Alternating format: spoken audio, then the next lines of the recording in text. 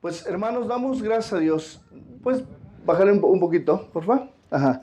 Damos gracias a Dios por lo que el Señor está haciendo aquí con nosotros como iglesia. Estamos en una serie que la hemos titulado En Defensa de la Iglesia. Y el propósito de esta serie, hermano, es sobre guardar a la iglesia de Cristo que somos nosotros. Amén. Entonces, hermano, hoy traigo un tema que lo vamos a dar en 2 o 3 partes. Y el tema es el desafío del denominacionalismo o el desafío de las denominaciones. Los que vienen por primera vez o tienen poco de conocer a Cristo, ustedes se han preguntado, ¿de dónde viene la iglesia? ¿Quién la inventó? ¿De dónde nació? ¿Por qué hay tantas iglesias? ¿Por qué hay tantas denominaciones?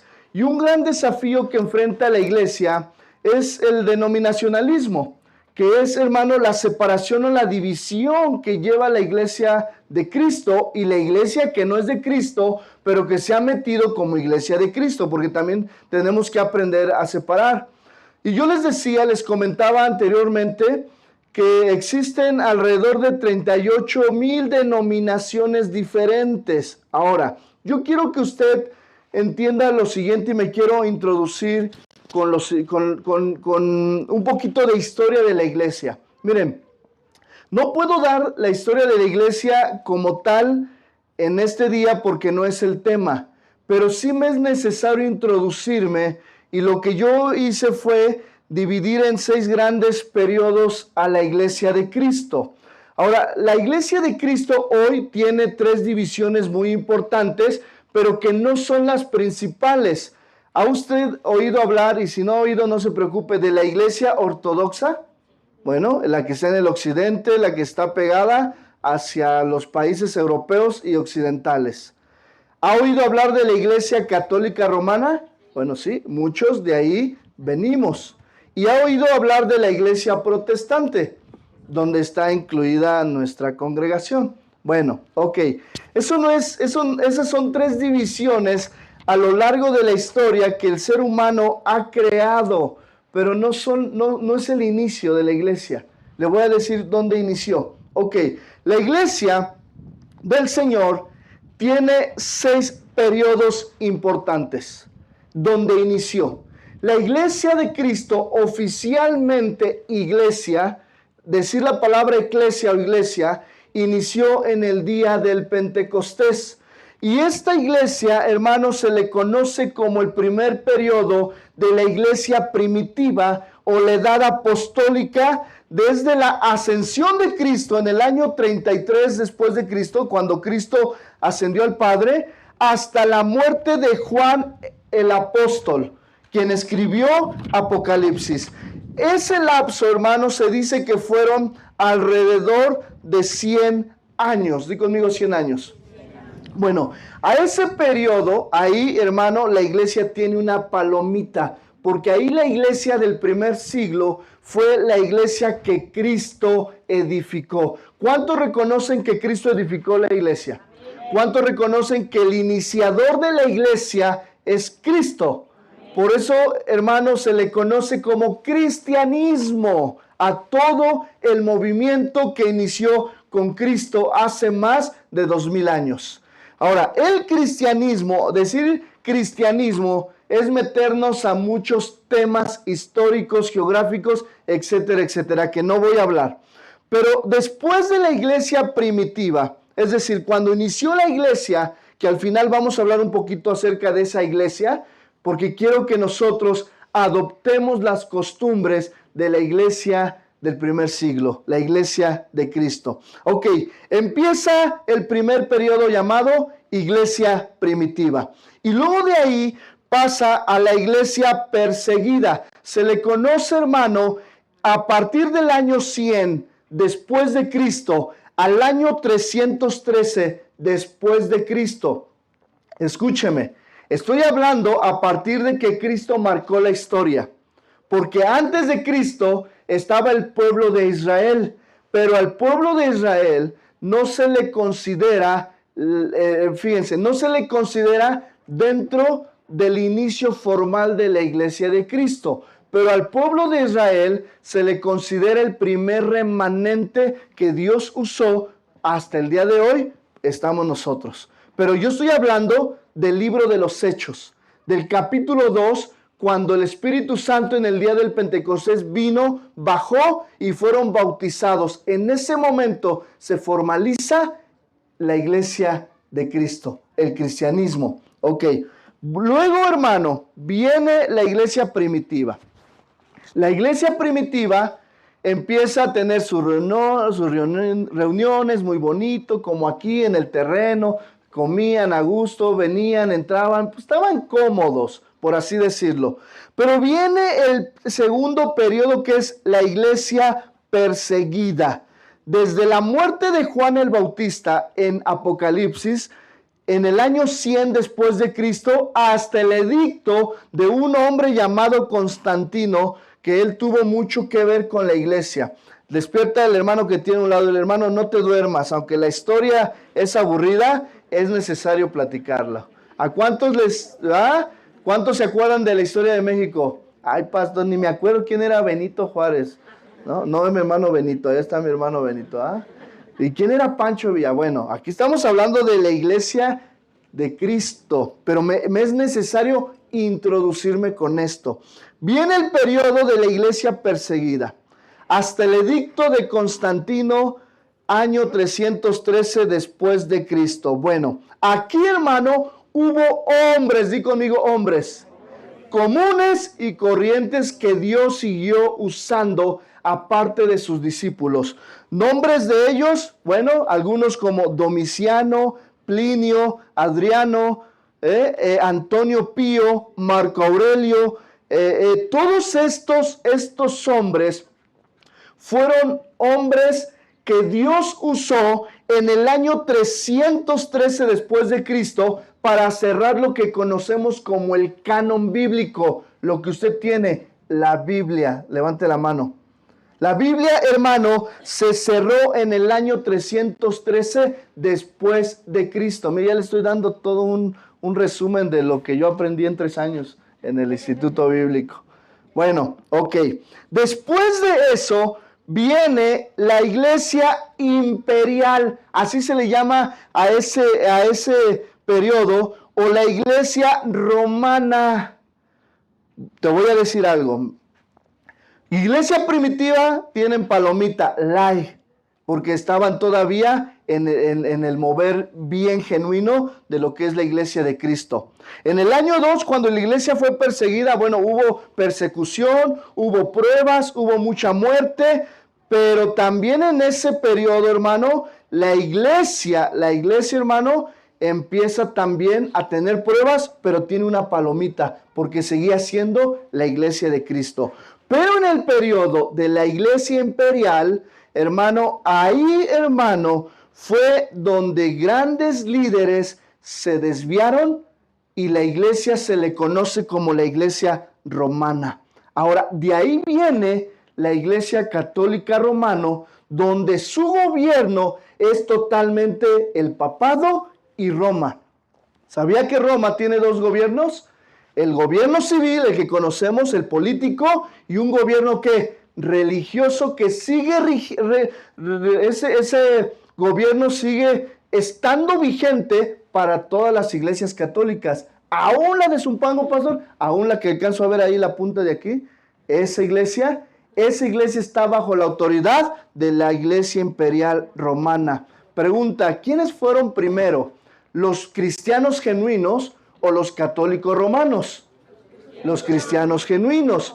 De los cristianos genuinos sale la iglesia imperial, la iglesia romana. Desde el edicto de Constantino hasta la caída de Roma, hermano. Ahora les voy a decir quién era la iglesia imperial. La iglesia imperial se llevaba a cabo por Roma, y Roma tenía ustedes conocen la historia universal un poco, ¿Hay alguien de historia universal? ¿Sabía que en la historia universal fuimos gobernados por diferentes imperios? ¿Cuántos reconocen? Ok, el imperio romano estaba gobernando cuando Cristo vino al mundo. El emperador romano, hermano, dijo, no, vamos a tener a los cristianos cerca. Vamos a tener a los cristianos dentro. Entonces empieza la iglesia perseguida, empieza la iglesia imperial, empiezan los emperadores a quien no se dice la palabra, bueno, no dice la historia, que aquellos que no se sujetaban al César, que cuello. Entonces empieza los romanos y empieza, hermano, a tener auge. Pero también la caída del Imperio Romano fue en el año 476 después de Cristo. Eso está en la historia universal. Pero hermano, ¿qué pasó con la iglesia? Bueno, aparece un hombre llamado Constantino. Este hombre, hermano, con principios cristianos, se quiso congraciar con la iglesia. Es decir, en una batalla dice que él tuvo una visión, se le apareció una cruz, ocupó la cruz como simbolismo, pero no era cristiano. Pero este Constantino llegó a ser emperador de Roma y gracias a que la cruz le dio la victoria, se quiere congraciar con el pueblo cristiano. Entonces, este Constantino, hermano, empieza ahí a querer trabajar con la iglesia y empieza él a construir templos. Diga conmigo, construir templos. Pero a través de este hombre llamado Constantino, que empezó a edificar templos, de repente empezó a meter oro al templo, piedras preciosas, lo que hoy conocemos como las catedrales que más grandes del mundo. Vino a través de este hombre, disque cristiano, emperador, que se quiso congraciar, y este hombre, fíjense lo que quiso hacer, quiso establecer el cristianismo como única religión en el mundo. Pero ¿qué pasa ahí? Empezó a haber gente que no era nacida de nuevo, gente que se decía ser cristiana, pero solo de nombre, no de nacimiento, no hombres que hubieran nacido de nuevo. Empezaron, hermano, a poner iglesias como Oxxos. ¿Ya me entendió, ah? Empezaron a poner un montón de iglesias y empezaron a subir pastores, empezaron a subir dirigentes, disque cristianos, pero no eran ni nacidos de nuevo. Por eso, hermano, llega el momento en que en esa misma etapa de la iglesia imperial empieza el famoso papado. ¿Saben lo que es el papado? Hombres, papas, hubo hombres, hubo papas muy conscientes, muy competentes que seguían los principios bíblicos, pero también, hermano, hubo papas, hubo una parte que se le conoce como el papado negro, en donde hubo una perversión así total, papas que se metían a 30 mujeres, 80 mujeres, había una depravación sexual, etcétera, etcétera, en la etapa de la iglesia imperial. Pregunto, ¿esa iglesia Dios respaldaría? No, no. Sin embargo, hermano, hubo un remanente fiel. Siempre a lo largo de la historia ha habido remanentes fieles que Dios ha protegido, que Dios ha guardado, que Dios ha sobreguardado, y por eso nuestra serie de hoy, en defensa de la iglesia. Porque hasta el día de hoy, hermano, sigue el enemigo queriendo destruir la iglesia. Ahora, bueno, hermano, no me quiero quedar solamente en la iglesia imperial. En la iglesia imperial también viene una etapa que se le conoce, hermano, como la etapa de las cruzadas. ¿Han oído eso? Hay hasta películas en donde se mataba, ¿qué? Por el nombre de Cristo, y ahí iban los padres y de repente llegaban conmigo, imagínate, el presidente de Zumpango, y decía: aquí casa de oración, vamos a unirnos para derrotar a los de Tecama porque ya nos están ganando territorio y se quieren meter, y ellos traían la cruz, y yo casa de oración, pues, y oramos, pues vamos, y de repente levantaba a todos los varones: a ver, Rafa, a ver, hermano, a ver, Luis, vamos a levantarnos, y ahí vamos a las cruzadas. Y nuestras esposas en casa atendiendo su deber principal, ¿qué? Su familia. Pero ¿qué pasa con las cruzadas? ¿Acaso el Señor estaba contento con ir a matar gente en su nombre? No. Pero ahí estaban los padres y los pastores y los ancianos y los diáconos y los servidores y la iglesia completa en las cruzadas. pero siempre había un remanente fiel. Mira, todo lo que pasa, digo, como que hoy en día también, ¿eh? De otra forma, pero también. Ahora, en esa etapa hubo el llamado siglo oscuro, en donde nace la Santa Inquisición. ¿Ha oído? ¿Ha visto videos de la Santa Inquisición? ¿Cómo torturaban por Dios y por Cristo en el nombre del Señor? No voy a hablar de las torturas, pero son, hermano, realmente son difíciles. Bueno, hermano, dentro de esta etapa de la Edad Oscura, hermano, llegamos al año 473 al 1453. ¿Cuántos años habían pasado ahí? ¿Casi qué? Casi 1000. Muy bien, el que está ahí, el que con eso está atento, ¿verdad? Casi 1000. Y es donde nace la Iglesia de la Reforma.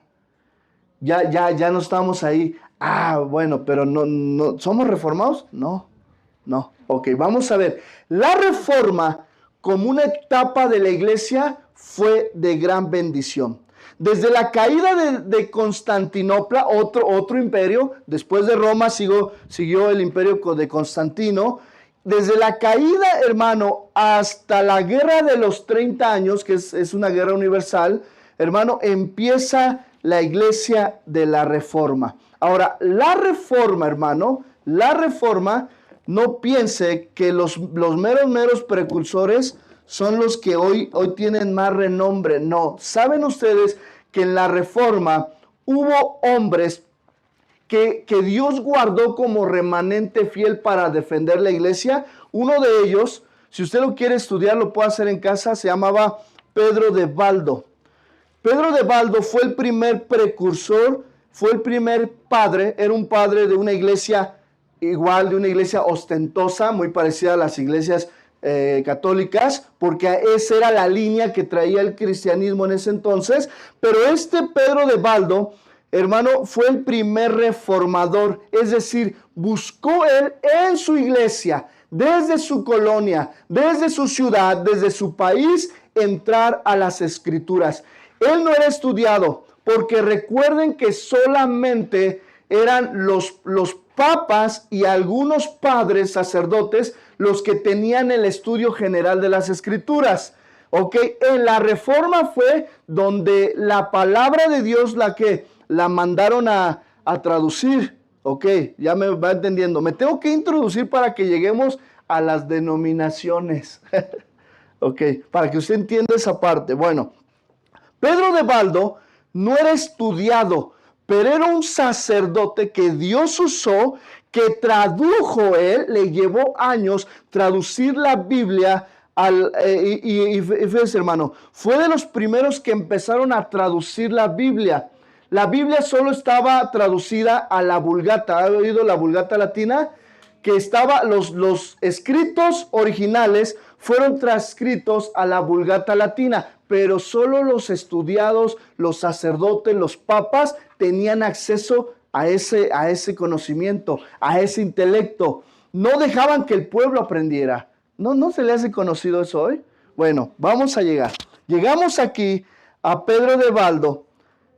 Él fue excomulgado de la Iglesia Católica por querer traducir la Biblia al idioma de donde él vivía. Bueno, de ahí aparece otro hombre ya más conocido, John Wycliffe o Juan Wycliffe. Hay muchos Juanes aquí, como aquí en la iglesia hay varios, ¿verdad? No, pero tú eres Jonathan, ¿verdad? De Jonathan. No eres de Juan. No. ¿Juan Jonathan? Juan Wycliffe, lo conocieron. Hombre de la Reforma que nació en Inglaterra. En 1320, él estudió en la Universidad de Oxford, no la de Estados Unidos, sino la de los ingleses. Tenía un doctorado en teología y Dios lo usa a él para traducir la Vulgata latina al inglés. Él fue el primer hombre que Dios usó para traducir la Vulgata latina al inglés. ¿Pero qué creen que pasó con él?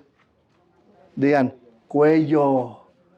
Lo quemaron por hacer eso. Ahora, hermano, la causa ¿Es por Wycliffe o por Cristo? Por Cristo. No hay ningún, no sé cómo se diga aquí, ¿va? Wyclifliano. Como dice el pastor Carlos, ya se la voy a dar. Bueno, llega este hombre, luego llega otro hombre, precursor que se llama John Hus. Diga conmigo John Hus. 1366-1415, teólogo. Hermano, él era de Praga. Este hombre, de la misma manera, agarra la Vulgata Latina, lo que había traducido John Wycliffe, lo trae, hermano, y empieza a predicar. Se dan cuenta, es excomulgado y quemado también como los demás. Ok, hermano, de ahí en fuera conocemos a grandes hombres, entre ellos Martín Lutero. ¿Cuántos lo conocieron? Otro hombre que Dios usó, Juan Calvino. ¿Han oído hablar? Ok, muy bien, hasta aquí le dejamos.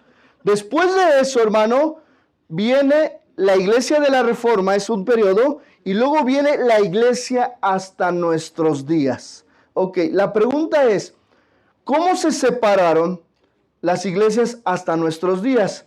Y se separaron de la siguiente manera. Fíjense, todo lo que se le conoce como el papado, no quisieron perder el poder, no quisieron perder el dominio. Entonces Roma establece dos gobiernos. El gobierno político, como lo conocemos aquí, con la 4T, con los del PRI, con los del PAN, con todo el gobierno que conocemos, también ellos tienen sus leyes, tienen sus reformas y tienen su gobierno. Pero Roma dice, para no perder el poder sobre el mundo del cristianismo, entonces levantamos el Roma religioso. Ese Roma que sigue gobernando hasta el día de hoy, la Iglesia Católica Romana Apostólica. ¿Ya entendió? ¿En qué se sustenta esa iglesia? ¿En quién fue el primer papa? Pedro.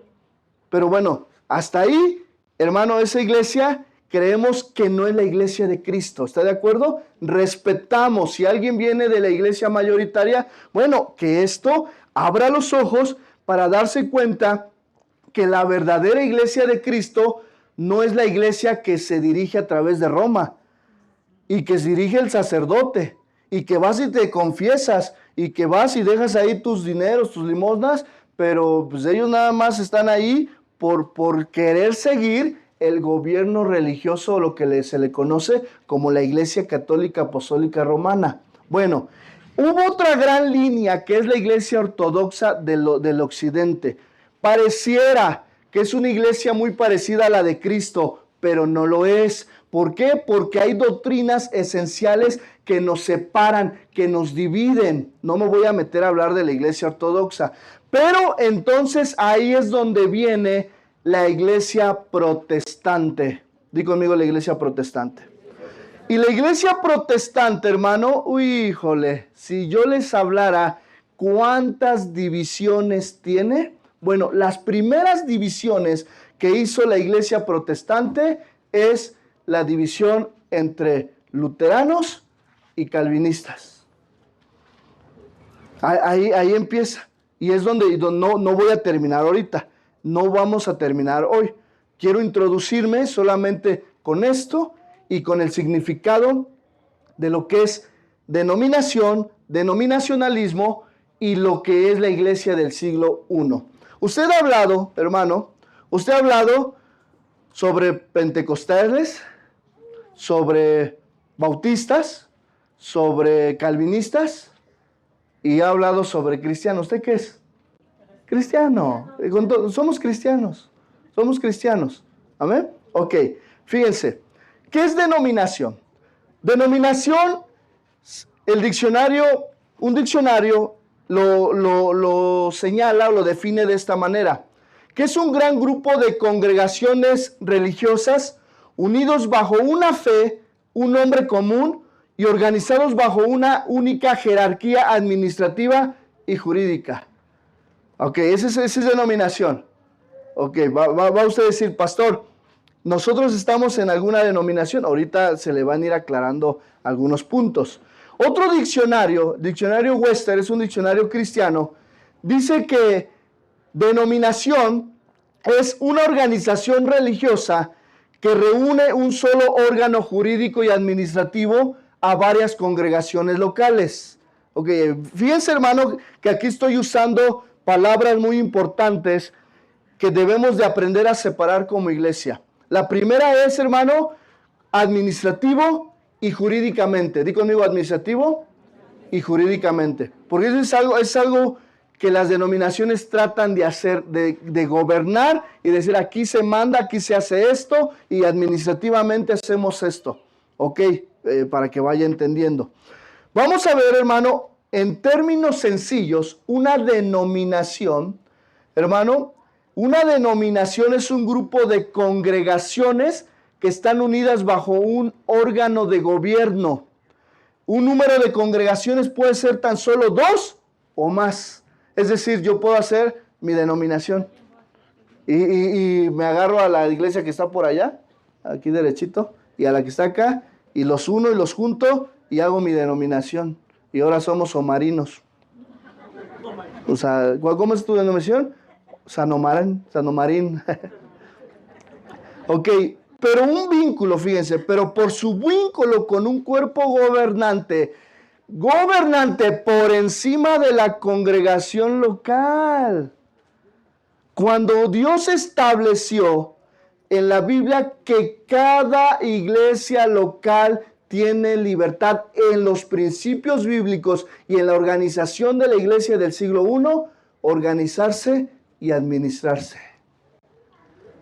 Bueno, seguimos. Ejemplos. La Iglesia Católica Romana es una denominación formada por aquellas iglesias que se someten al Papa en Roma.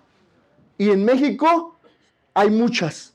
Y creo que es la que mayormente gobierna en todo el país mexicano. ¿Está de acuerdo? Ok, fíjense. La Iglesia Ortodoxa Oriental es una denominación formada por aquellas iglesias que se someten al patriarca de Constantinopla. Es decir, la matriz está en Constantinopla, en esa región. Ok, otro ejemplo. La iglesia anglicana, diga conmigo anglicana. ¿Dónde nació la iglesia anglicana? Después de la Reforma, no antes, después de la Reforma. La iglesia anglicana de Inglaterra es una denominación formada por aquellas iglesias que se someten al arzobispo de Canterbury o de Canterbury. Canterbury. Gracias. ¿Es americana? Gracias. No es cierto. Inglesa. Oh, está bien. Corríjame, hermana, todas las veces que me equivoco. Canterbury. Hasta luego. La iglesia luterana, de que viene, es más, les voy a decir algo, hermana, así les voy a decir. Martín Lutero no estaría de acuerdo con su línea. Pero, ¿por qué no?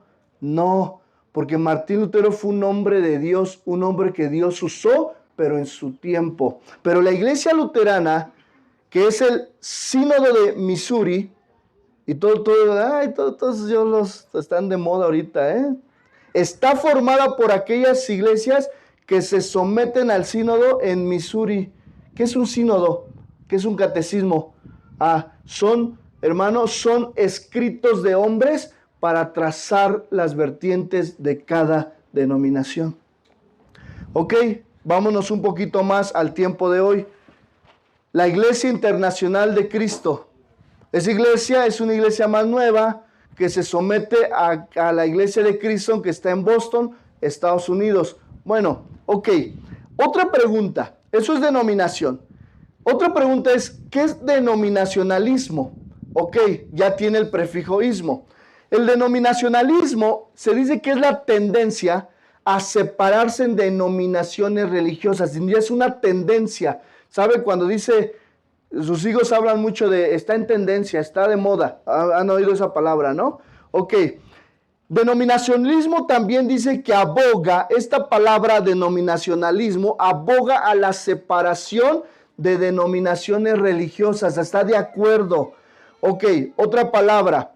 Denominacionalismo también se puede entender como adherencia estricta a una denominación o a un sectarismo X, como lo que es, hermano, la iglesia de los últimos santos, la iglesia del Mormón y la iglesia de los testigos de Jehová. ¿Sabía, hermano, que esas esos grupos todavía no están registrados a nivel mundial ni a nivel nacional como asociaciones religiosas?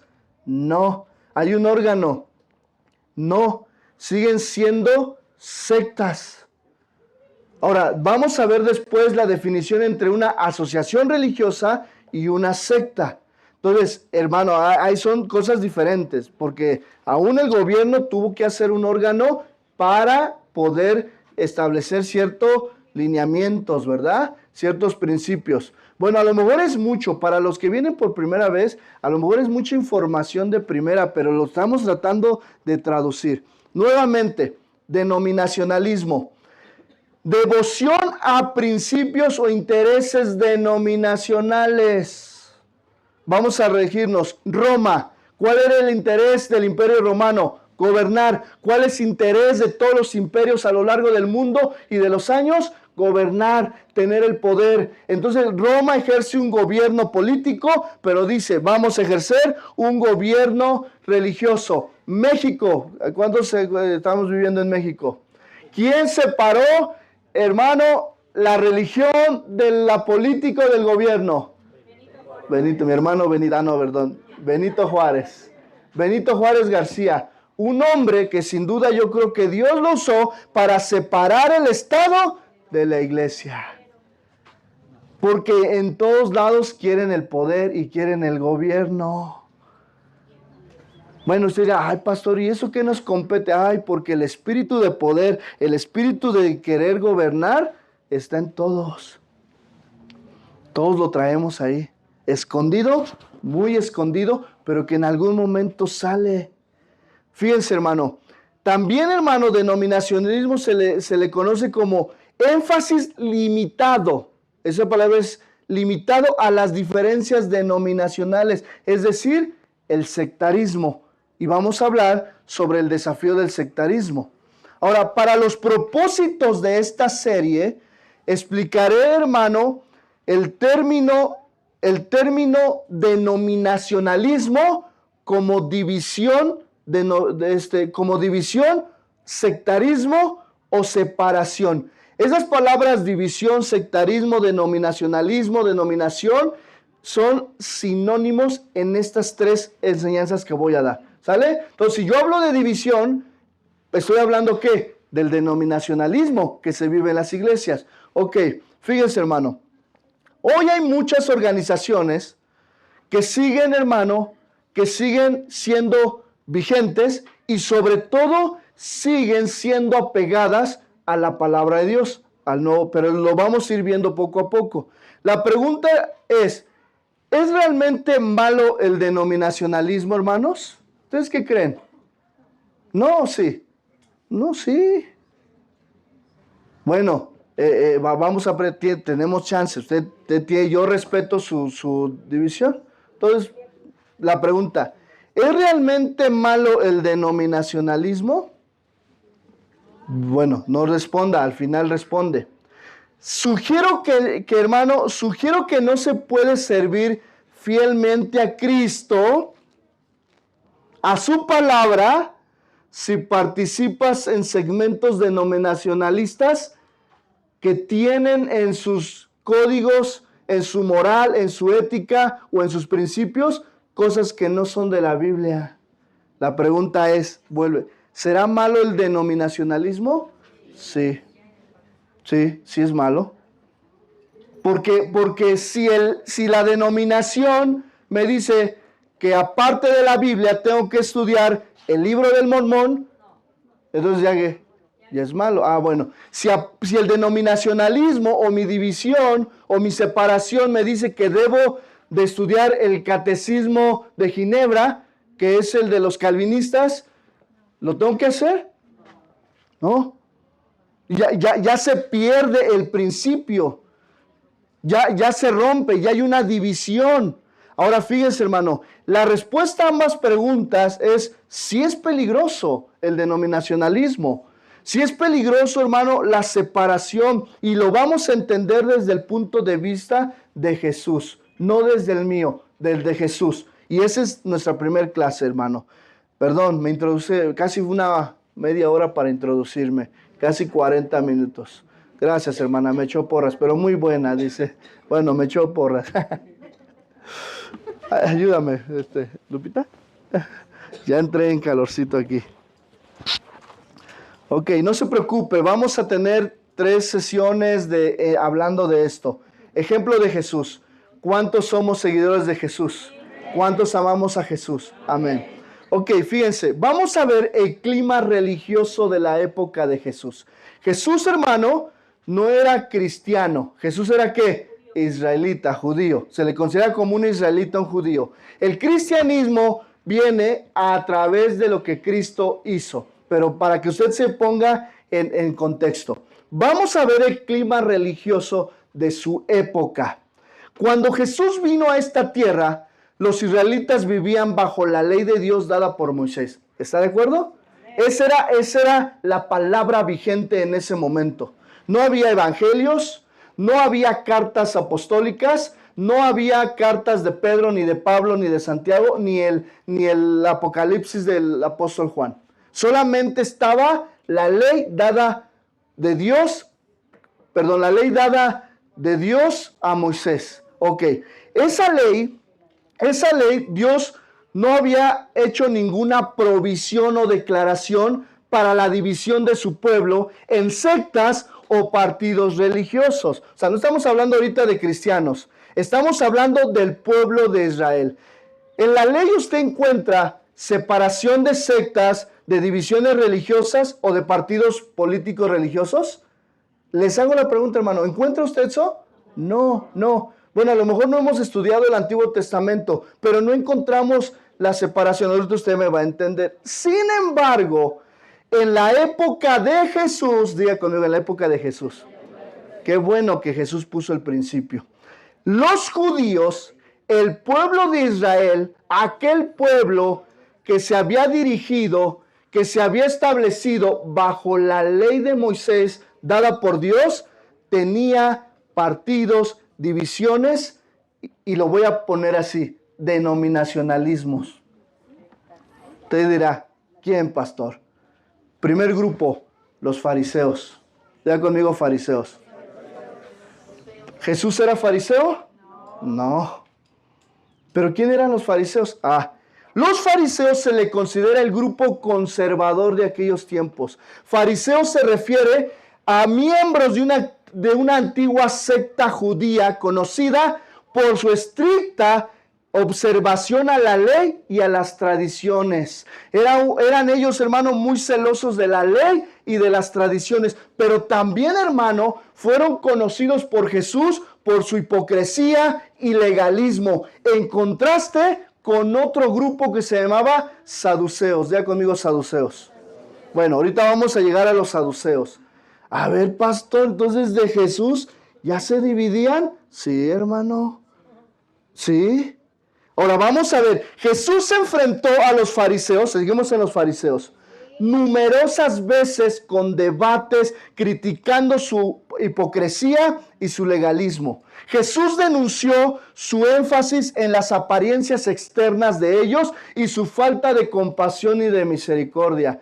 Principio espiritual. ¿Seguirá el fariseísmo aquí en la iglesia? Sí. No es el tema, pero sí quiero sacar un principio. Hoy en día existe gente que es extremadamente, hermano, muy inclinada a hacer las cosas con cierto celo y poca compasión y misericordia. Ahora, los fariseos, a su vez, veían a Jesús. Vean, hermano, ¿quién era Jesús? El Hijo de Dios. ¿Están de acuerdo? El Mesías. Ok, los fariseos, es decir, los estudiosos de la ley y de las tradiciones judías, veían a Jesús como un peligro para su autoridad y liderazgo religioso. Y lo acusaron de infringir la ley, de blasfemar. Finalmente, los fariseos jugaron un papel decisivo, importante, en la condenación de la muerte de Jesús. ¿Sabía usted? Hermano, uso moderno de la par de los fariseos, aquí sacamos principios espirituales. Hoy en día, cuando hablamos de el fariseísmo o de que pareces fariseo, se describe para describir a una persona, valga la redundancia, que es poco misericordioso, que es hipócrita, que aparenta ser virtuoso religioso, pero que en realidad es un falso, como eran ¿qué? Los fariseos de aquella época. También se ocupa para describir a personas que se preocupan más por las apariencias, y eso es algo que puede pasar hoy en las iglesias. Yo puedo estar más preocupado como pastor por las apariencias y las reglas externas, por lo que verdaderamente es la ley moral y lo que es Cristo en nuestra vida. Podemos estar más preocupados. Eso no quiere decir que yo venga, pues como le voy a Cruz Azul, voy a traer mi, yo pensé que iban, pero voy a traer mi playera de Cruz Azul. No. O sea, yo creo que hay maneras. Si voy al deportivo con mi hijo y me quiero poner la de Cruz Azul, aunque me avienten piedras y tomate, pues ya es mi problema. Pero si vengo a la iglesia, trato de venir pues formal porque me toca compartir. Claro, estamos en el terreno, no usamos la corbata aquí, pues se entiende que ya está uno sudando. Pero hermano, podemos hoy estar más preocupados por las apariencias, las reglas externas, que por lo que verdaderamente Dios quiere que nos preocupemos. Sí.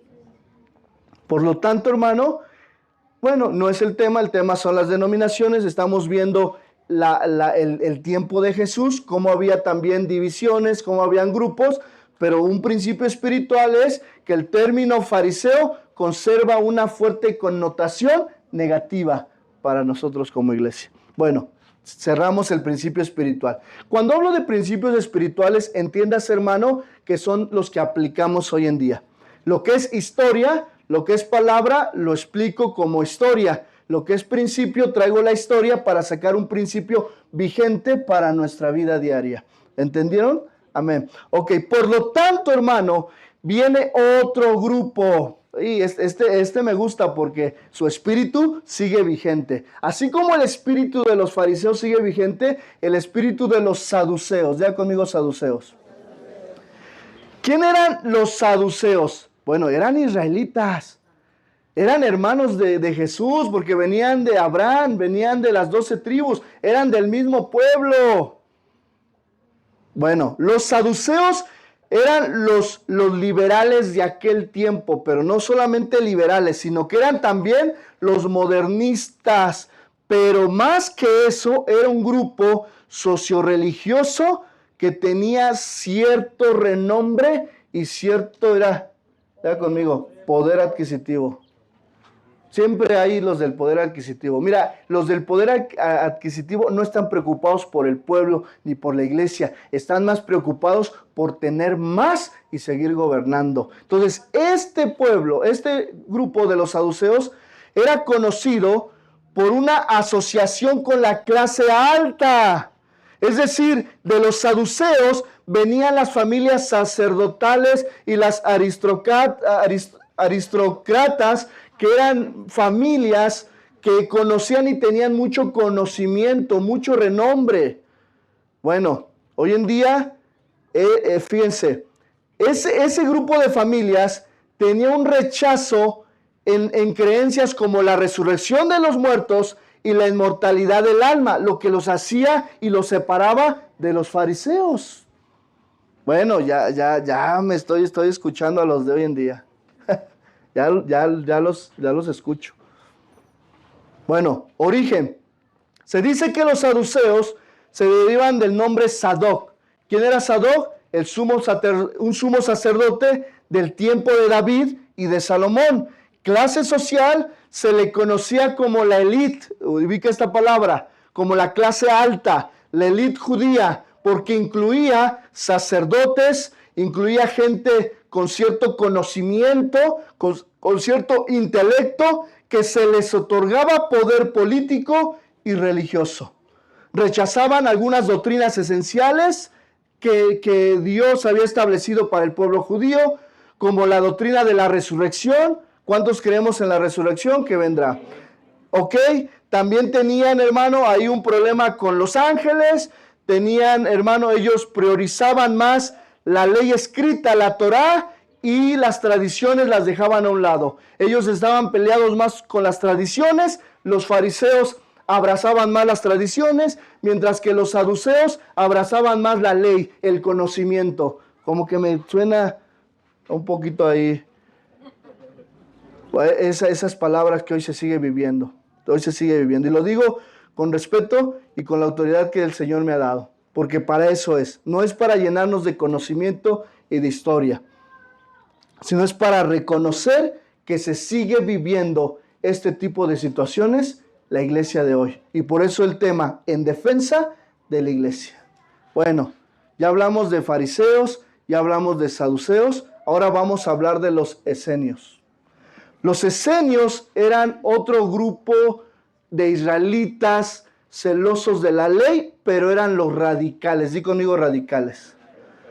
Los esenios fueron una secta judía que existió en la época de Jesús, conocida por su vida, es decir, una vida en énfasis en los rituales, en el campo, en el desierto. Se dice que Juan el Bautista, cuando predicaba en el desierto, ¿cómo estaba vestido? De una forma muy particular. Se decía que Juan el Bautista posiblemente venía de los esenios, de este tipo de hombres que eran muy radicales, que eran del campo, que se iban a hacer rituales, que si decían que la laguna sanaba, iban y se echaban 2 chapuzones a la laguna y lo sanaba, que si el nopal te lo pones aquí, te quitaban los granitos y se ponían el nopal. Era ese tipo de personas.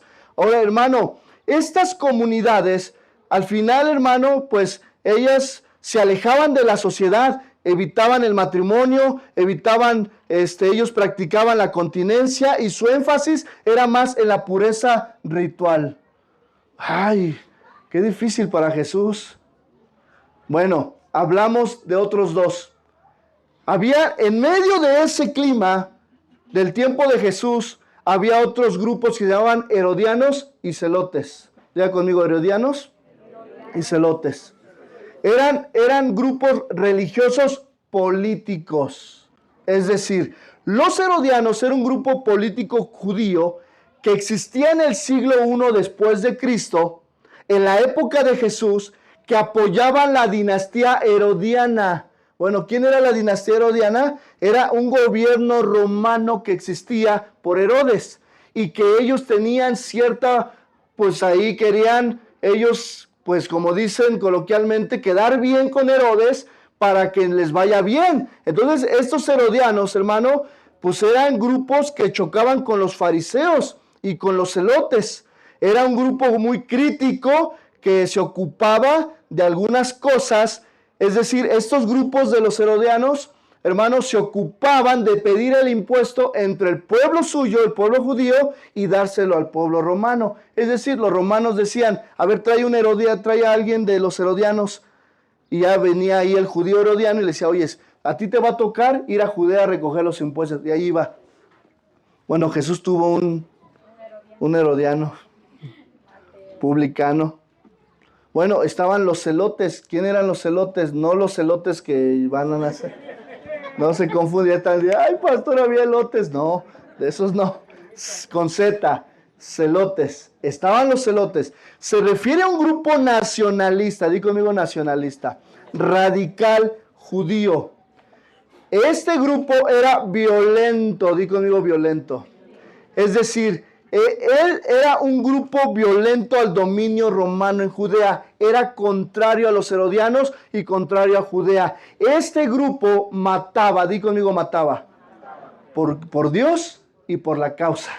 Hermano, ¿sabía usted que de la palabra celote viene la palabra sicario? No, bueno, ya sabe. Bueno, si usted se mete, bueno, no se meta, ¿ah? Porque le van a salir muchas cosas feas ahí. Pero si usted busca sicario, sicario viene igual del régimen de los celotes. ¿Qué es un sicario, hermano? Es una persona que se vende, ¿por qué? Por matar y por asesinar. Violento. Bueno, es un sicario. Yo he visto cómo son los sicarios. Son violentos. Matan por la causa cualquiera que se venda. Ahora, los celotes a lo mejor no se vendían, pero mataban por la causa del pueblo judío. ¿Sabía usted que Jesús tuvo un discípulo también celote? Judas el celote. Simón, gracias. Simón el celote. Entonces, ok, vamos al ejemplo de Jesús. Aquí viene la pregunta del millón. ¿A cuál de estos grupos pertenecía Jesús?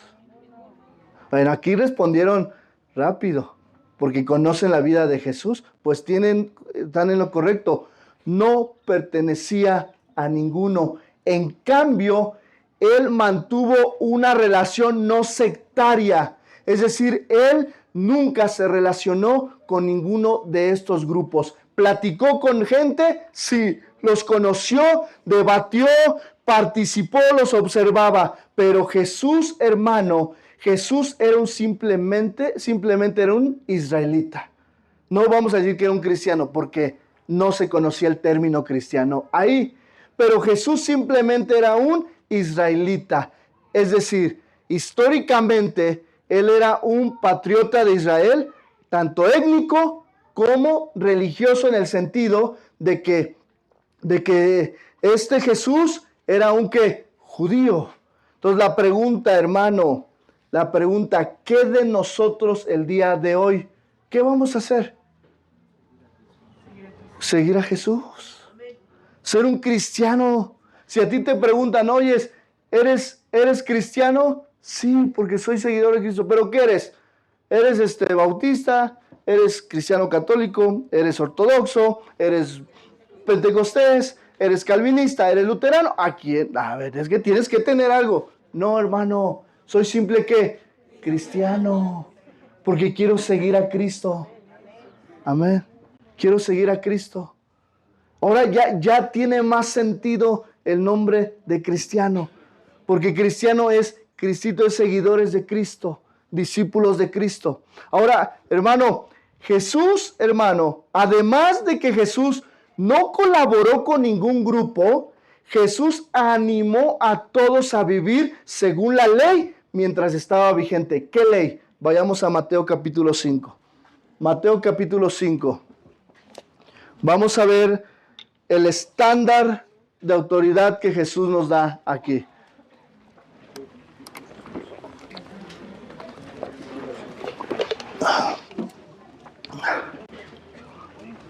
Ok.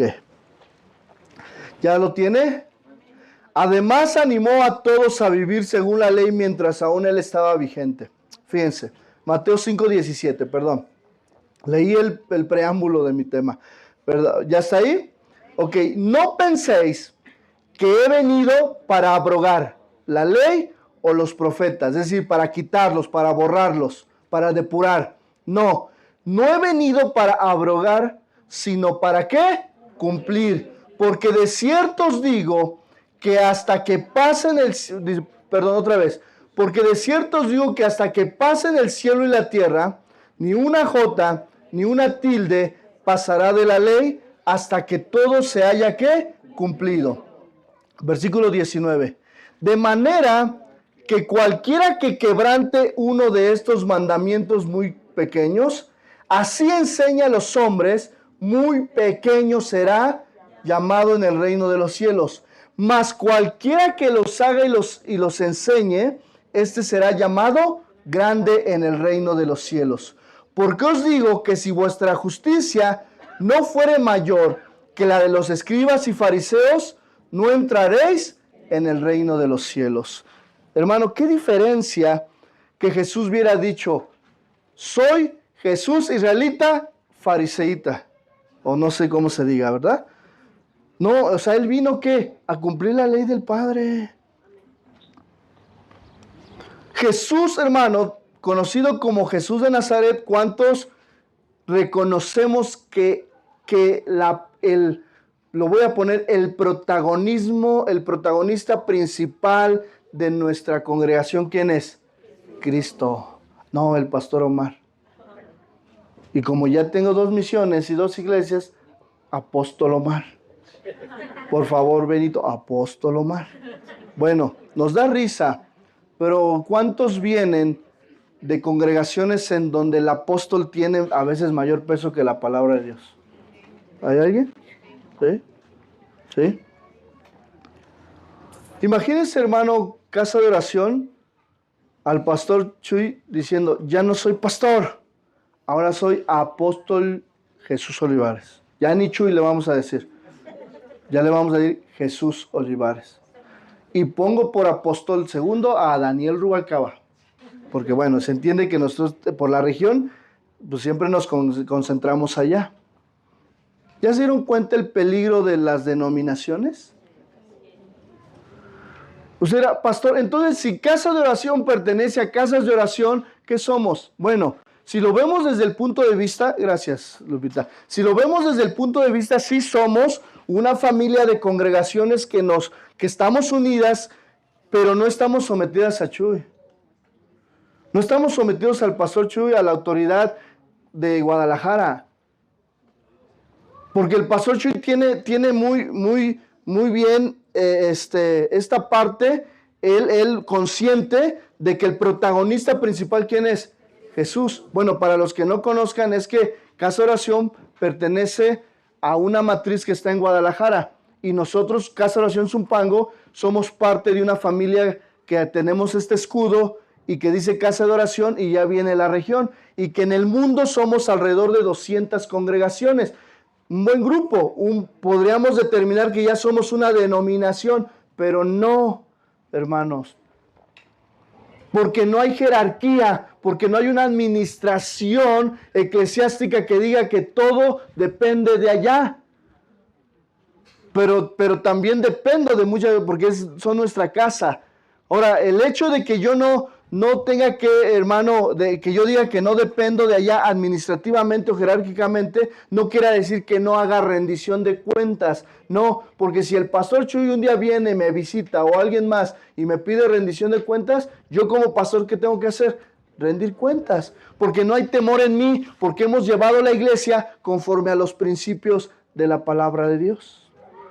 Si yo me desvío y empiezo a decir, no, es que Jesús, la Trinidad ya no son tres, ya no es una diunidad, dos, es Dios Padre, Dios Hijo y el Espíritu Santo no existe.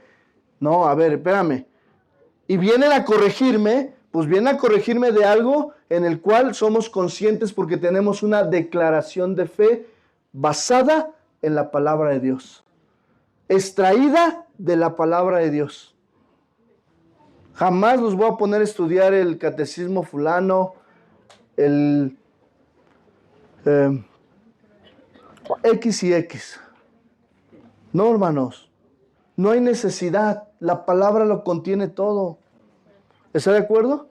Ahora, hermano, ¿cuántos consideran que el protagonista principal es el Señor Jesús? ¿A quién adoramos? Al Señor Jesús. Pero el Señor es tan bueno que a nosotros nos ha dado la oportunidad de redimirnos.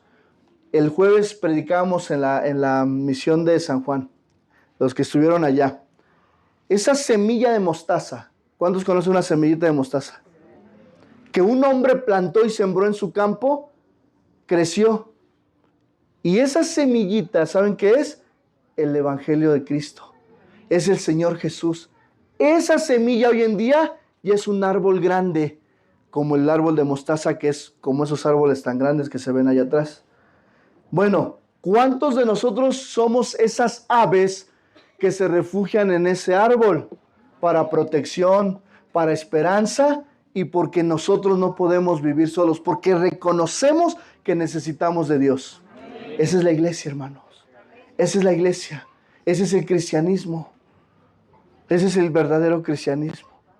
Una iglesia de misericordia, una iglesia que hable la verdad, que no estemos preocupados por cuestiones de doctrina, porque la doctrina ya está en la palabra, que no estemos preocupados por cómo vamos a gobernar la iglesia, porque la palabra ya dice cómo se debe de gobernar una iglesia a través de los pastores y de los ancianos y del cuerpo de diáconos. ¿Verdad? Pero una iglesia no empieza con todo, una iglesia se va formando. Si usted va a la iglesia matriz, ¿cuántos pastores hay de tiempo completo? Si ya no tengo, antes yo sabía que eran 7, ahorita ya son más, pero son 7. Más aparte de esos 7, hay diáconos. ¿Por qué? Porque el gobierno no recae en una sola persona.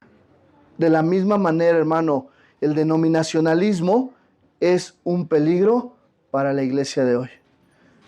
¿Qué sería Jesús? Si hoy estuviera Jesús, si hoy estuviera entre nosotros, hágase esa pregunta ya para cerrar este primer tema que vamos a ver. ¿Qué sería Jesús si Él estuviera ahorita sentado aquí con nosotros? ¿En dónde estuviera?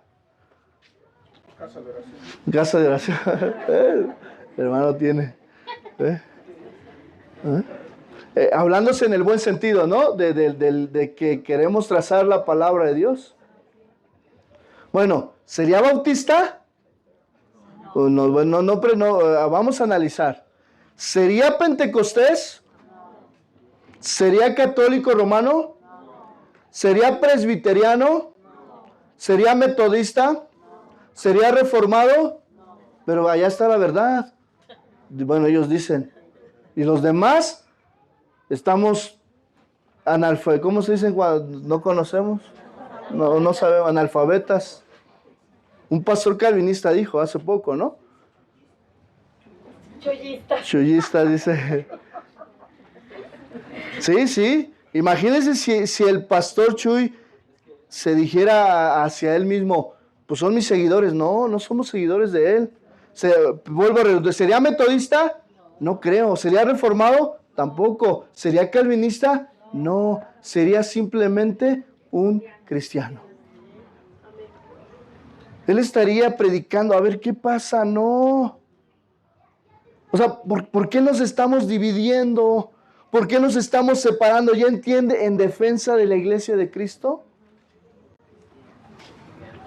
Mira, hermano, hoy más que nunca el pueblo del Señor está separado, está dividido y el enemigo contento con nosotros. Pero ¿sabe cuál es el problema?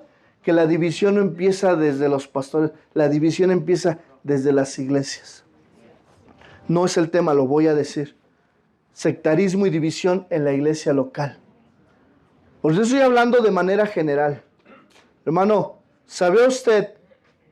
Vayamos a ver en qué momento llamaron cristianos a los primeros seguidores de Jesús. Hechos 11:26. Y con esto acabamos.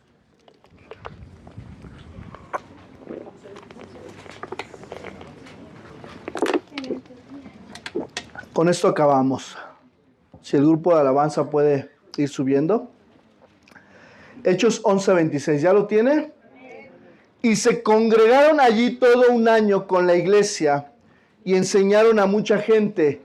Y a los discípulos se les llamó, otra vez, y a los discípulos se les llamó por primera vez en Antioquía. ¿Quién fue primero? ¿Lutero, Calvino o el Papa? Bueno, a lo mejor no hice bien la pregunta. ¿Quién fue primero? ¿Jesús, Lutero, Calvino o el Papa? Jesús. ¿A quién se le llamó cristiano primeramente? A Jesús, porque era Cristo, y a sus discípulos se les llamó por primera vez cristianos en Antioquía. Y de ahí cierro con lo siguiente, hermano. La iglesia del primer siglo es un claro ejemplo y es el estándar de autoridad para regir las congregaciones locales hoy en día.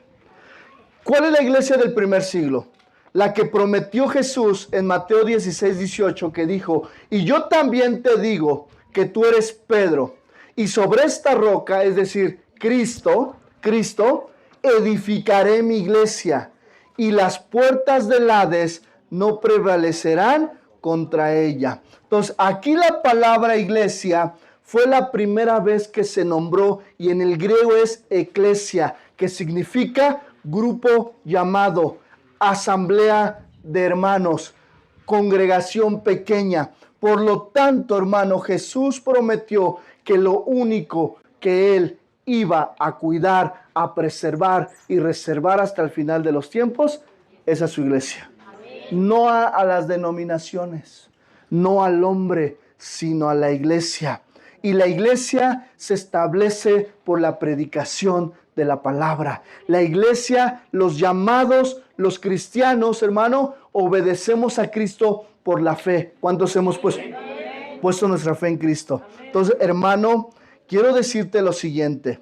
La iglesia del primer siglo nos va a enseñar, nos va a enseñar el orden, el estándar de autoridad para hoy en día seguir con ese estándar de autoridad. ¿Cuántos dicen amén? Vuelvo a preguntar, hermano. ¿Cómo estará el Señor ahorita? ¿Estará contento con todas las divisiones que se han ejercido? No. Yo no me veo a Jesús diciendo, yo soy Jesús Bautista. Yo soy Bautista. Y no me veo diciendo a Jesús, no, yo soy calvinista. No. Jesús simplemente sería ¿qué? Un cristiano. Ni tampoco vería a Jesús, yo soy pentecostés, yo soy pentecostés. No. Jesús simplemente diría, yo soy cristiano. O sea, la causa es por mí. La causa no es por Martín Lutero, para que se llamen luteranos. La causa no es por Juan Calvino, para que nos llamemos calvinistas. No, la causa ¿quién es? Principal, Cristo. ¿Y a quién debemos de cuidar nosotros como pastores? A la iglesia de Cristo. A la iglesia de Cristo. Entonces, hermanos, tengamos cuidado. Ahora, tampoco juzguemos. Si ciertos hermanos o cierto grupo quiere sentirse la élite del cristianismo hoy en día, bueno, que se sienta. Pero aquellos que quieran sentirse que son los escogidos, que son los llamados, pues que no critiquen de este lado a los que entendemos que simplemente somos ¿qué? Cristianos. Y que si la Biblia me habla de dones, pues creo en los dones, creo en los milagros. Si la Biblia me habla de ir y predicar el evangelio al perdido, voy y predico al perdido. Pero a lo mejor su postura de ellos no, es que pues la Biblia dice así y el catecismo de fulano dice esto. No, hermanos. Hermanos, seamos simplemente cristianos, hijos de Dios. Vamos a ponernos de pie. Amén.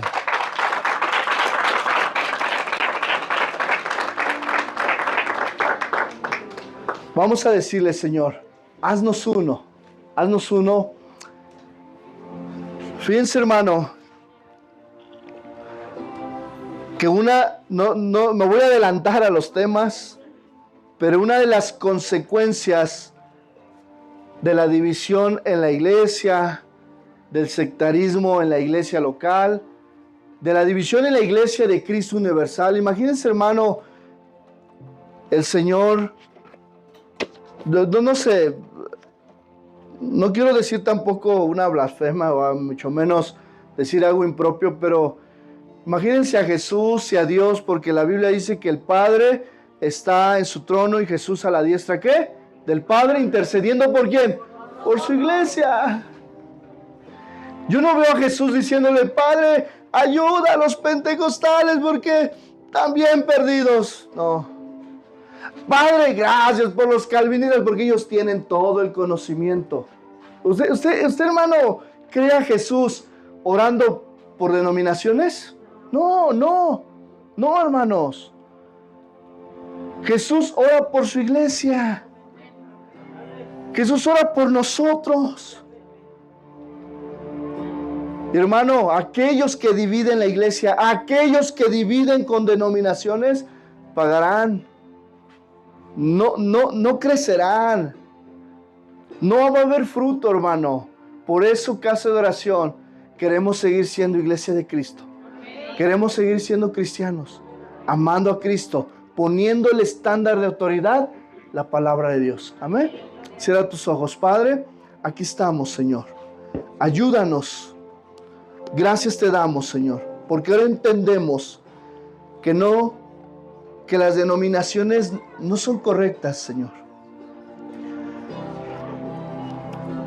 Habrá grupos de iglesias fieles a ti, Señor.